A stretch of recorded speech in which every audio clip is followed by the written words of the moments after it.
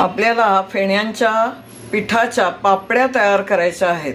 त्याच्याकरताची ही तयारी आहे. हे आहे आधीचं तांदूळाचं पीठ. तांदूळ धुवून वाळत घातले होते, दळाला दिले, त्यानंतर ते तयार झालेलं आहे. हे आहे मीठ, चिली फ्लेक्स.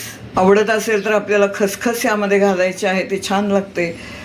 आणि आवडत असेल तर हिंग सुद्धा वापरायचं आहे. कोणतंही प्रमाण घेऊ.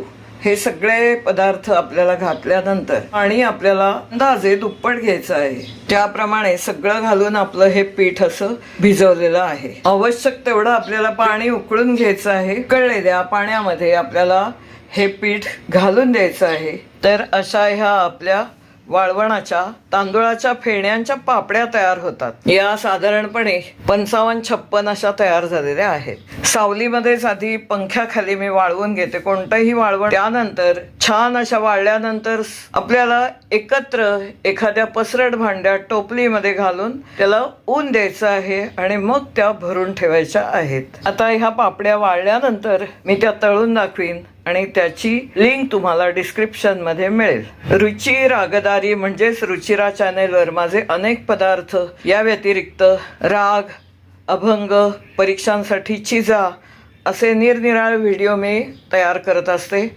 त्याचाही तुम्ही जरूर आस्वाद घ्या.